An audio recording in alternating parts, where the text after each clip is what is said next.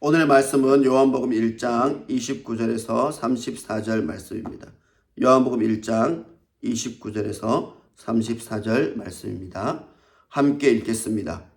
이튿날 요한이 예수께서 자기에게 나아오심을 보고 이르되 보라, 세상 죄를 지고 가는 하나님의 어린 양이로다. 내가 전에 말하기를 내 뒤에 오는 사람이 있는데 나보다 앞선 것은 그가 나보다 먼저 계심이라 한 것이 이 사람을 가리킴이라. 나도 그를 알지 못하였으나 내가 와서 물로 세례를 베푸는 것은 그를 이스라엘에 나타내려 함이라 하니라.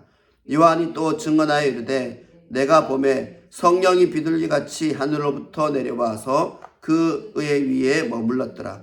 나도 그를 알지 못하였으나 나를 보내어 물로 세례를 베풀라 하신 그이가 나에게 말씀하시되 성령이 내려서 누구 위에든지 머무는 것을 보거든 그가 곧 성령으로 세례를 베푸는 이인 줄 알라 하셨기에 내가 보고 그가 하나님의 아들이심을 증언하였노라 하리라. 아멘. 오늘 어린 양이라는 말씀으로 함께 나누고자 합니다.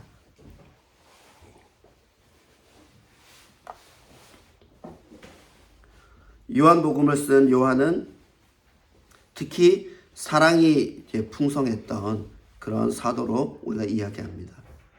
요한복음을 이제 적게 되는 이때에 가장 그 논쟁거리가 뭐였냐면 예수님이 사람이냐, 예수님이 신이냐, 그러면 이 두 개를 가지고 논쟁이 막 있을 때였습니다. 그래서 요한은 예수님이 완전한 사람으로 우리에게 오셨지만 그분은 하나님의 아들이시다 라는 것을 중심에 둬서 이 요한복음을 쓰게 됩니다. 그래서 이 요한복음을 통해서는 우리가 예수님에 대한, 예수님이 왜 오셨고 예수님이 우리에게 어떤 말씀과 어떤 길을 열어주셨고 그리고 또 다시 오실 그 예수님에 대한 중심을 가지고 작성되었다고 보면 됩니다. 그래서 요한의 이런 이야기들을 통해서 예수님을 우리가 만난 것처럼 우리가 손으로 만지듯이 그리고 눈으로 보듯이 그 예수님을 알게 되기를 원합니다. 하나님 안에서 우리가 나아갈 때 왜 예수님이라는 존재가 필요했을까요? 우리 인간들은 너무나 연약해서 눈에 보이는 것을 쫓아갈 수밖에 없습니다. 귀에 들리는 것을 쫓아갈 수밖에 없다는 것이죠. 그것이 우리가 가진 한계와 우리가 가진 속성일 뿐입니다. 그런데 그 속성 속에서 우리가 무엇을 가지고 가겠습니까? 우리 아이들도 마찬가지입니다. 우리 아이들이 지금 이 현 세계에서 무엇을 가지고 무엇을 느끼고 무엇을 중심으로 살아가게 되는 것은 그 아이들이 무엇을 보고 무엇을 듣고 무엇을 느끼는지에 따라서 결정될 것입니다. 그래서 맹모 삼천지교라는 말이 있습니다. 그것은 뭐냐면 교육을 하기 위해서 이 맹자의 엄마는 3번이나 이사를 갔다는 거죠. 굳이 이사를 가면서까지 아이를 가르쳐야 되는 이유가 무엇이었겠습니까? 그 아이가 항상 보고 듣고 그 느낀 대로 살아갈 수밖에 없다는 것입니다. 그냥 저것을 봤지만 저것을 들었지만 그냥 모른 척하고 너는 다른 삶을 살아야 돼. 이렇게 했을 때 그 아이가 그것을 듣고 예, 어머니 말씀이 맞는 것 같아요. 이렇게 할 수 있다면 굳이 이사를 갈 필요가 없었겠죠. 저희가 동해에 살 때 그 베란다에서 내려다보면 쌍용 시멘트를 왔다 갔다 하는 덤프트럭이 하루 종일 다니는 그런 이렇게 창가에 있었습니다. 그러니까 그것을 본 우리 둘째 아이가 뭐라 그랬냐면 나중에 커서 뭐가 될래? 그랬더니 덤프트럭 운전사요. 이렇게 얘기하더라고요. 그러니까 아이가 봤을 때 덤프트럭이 매일 왔다 갔다 하는 걸 보면서 저걸 운전하면 재밌겠다. 저렇게 큰 트럭을 내가 운전하면 재밌겠다 하는 것을 아이가 느낀다는 거죠. 우리의 삶이 그렇습니다. 무엇을 보고 무엇을 듣고 무엇을 느끼는가에 따라서 우리의 삶이 결정된다는 거죠. 그래서 성경에서도 보면 안목의 정욕이라 이런 말이 많이 나옵니다. 그런데 이때에도 똑같았습니다. 예수님이 한 3년 정도 사역을 하고 가셨다는 거죠. 그런데 그 기간에 이 배웠던 제자들은 예수님을 직접 보고 느끼고 만져서 알지만 그 외의 사람들은 설마 하나님의 아들이 인간의 모습으로 오셔서 더군다나 그 고통을 당하고 그렇게 예수님이 그런 십자가의 죽음을 당하셨을까? 막 이런 걸 보게 된다는 거죠. 우리는 어떻습니까? 우리의 작은 육체에 가시만 하나 있어도 잠을 못 잘 정도로 아픕니다. 그리고 요즘 이제 감기에 걸린 사람들이 많죠. 감기 하나만 걸려도 기침 나고 열도 나고 잠도 못 자고 막 코도 막히고 막 얼마나 힘듭니까? 그런데 이 어린 양, 오늘 말하는 이 어린 양, 그래서 이 어린 양, 왜 어린 양이라 표현했나 이걸 가지고 오늘 묵상하고자 합니다. 요한이 예수께서 자기에게 나아오심을 보고 이르되 보라 세상 죄를 지고 가는 하나님의 어린 양이로다. 이 어린 양, 왜 어린 양이라는 표현을 굳이 썼을까요? 이때도 보면 하나님의 어린 양이라고 했을 때 다양한 걸로 쓸 수도 있었을 것입니다. 요한도 자기가 아는 것 중에서 어린 양만 있지는 않았을 거예요. 그런데 이 어린 양이 뜻하는 것이 있었다는 거죠. 물론 그때 제사를 지낼 때 이런 양을 통해서 그 머리에 안수하고 각을 떠서 뭐 불살라서 이렇게 번제로 드리고 이런 과정을 통해서 제사함을 받은 그런 구약의 역사들이 있습니다. 그런 역사들을 통해서 지금 현재 이 어린 양이 제물이 된다는 것을 이야기하고 있는 거죠. 세상 죄를 지고 가는 하나님의 어린 양이로다. 그런데 누가 이제 나를 딱 보자마자 이런 얘기를 한다면 우리는 어떤 기분이겠습니까? 세상 죄를 지고 가는 하나님의 어린 양이로다. 그 지칭되는 것만으로도 많은 뜻을 내포하고 있겠죠.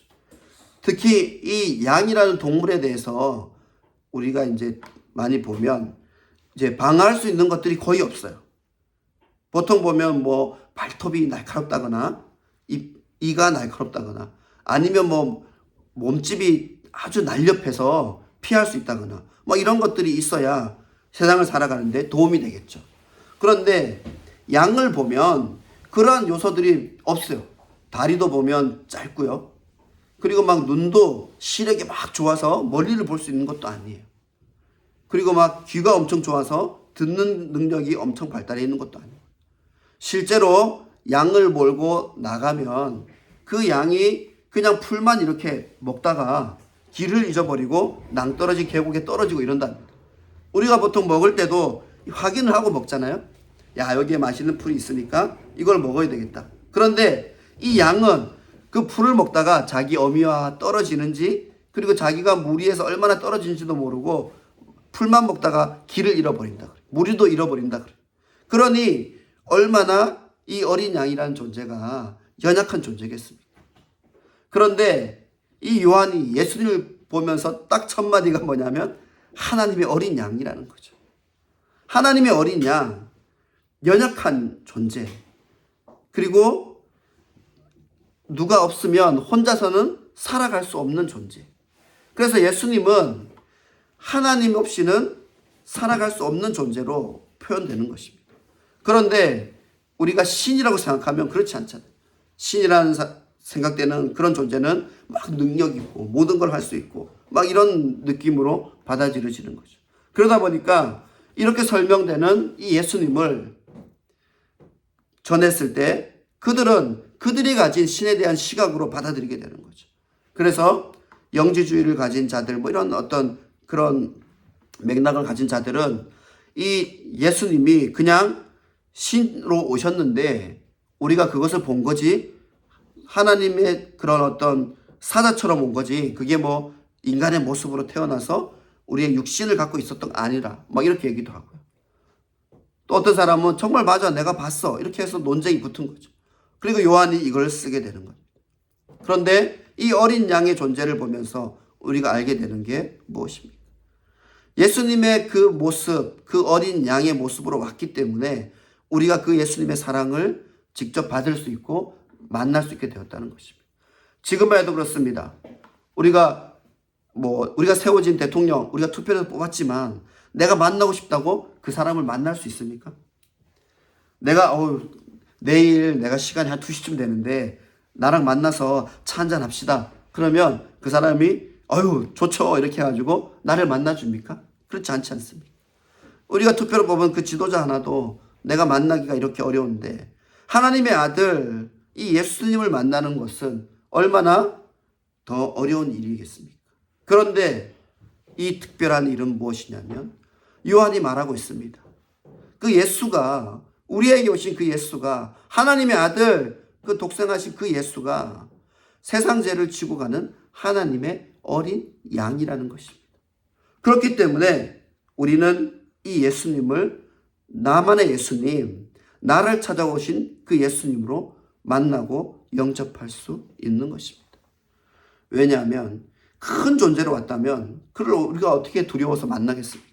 어린 양이니까 귀엽다 만져볼 수도 있고 귀엽다 저 양이 내게 이렇게 만져볼 수 있고 그 친근함을 갖게 되는 거죠.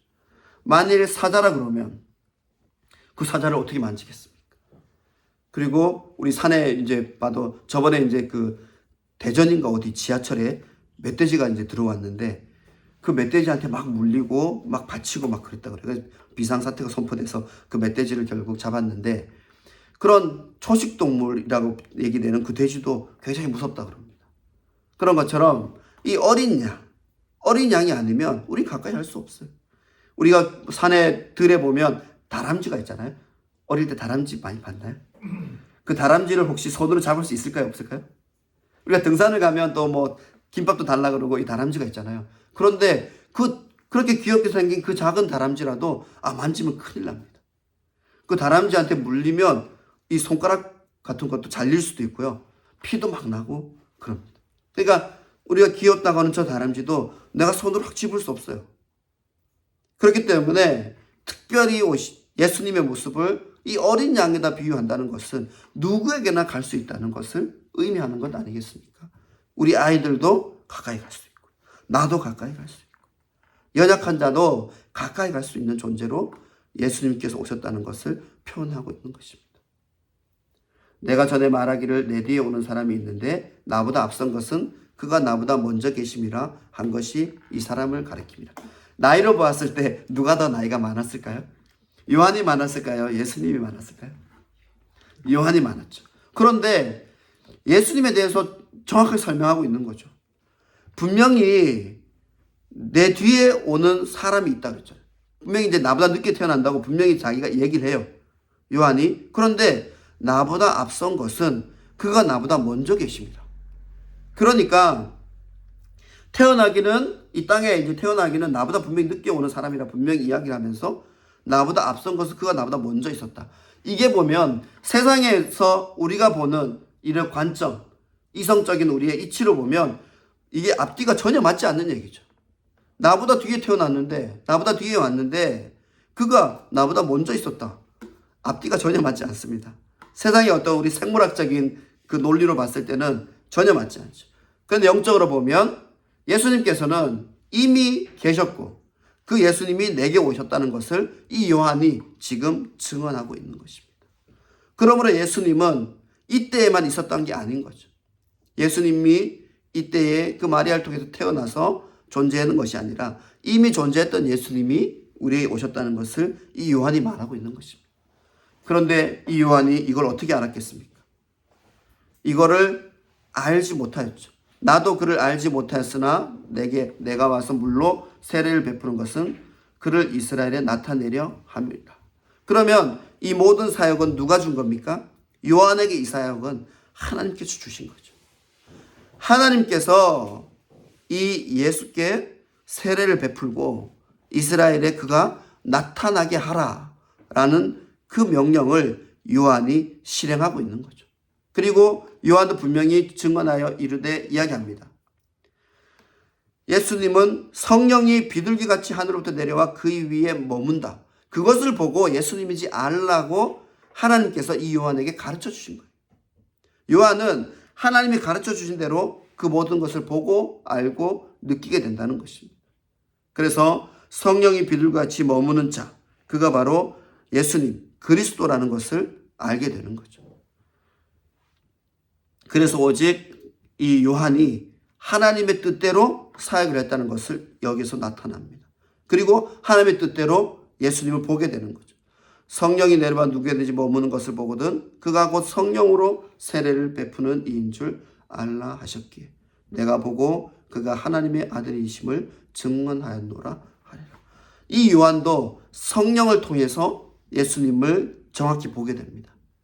그러므로 우리도 예수님을 정확히 보게 되려면 이 전제 조건이 생기는 거죠.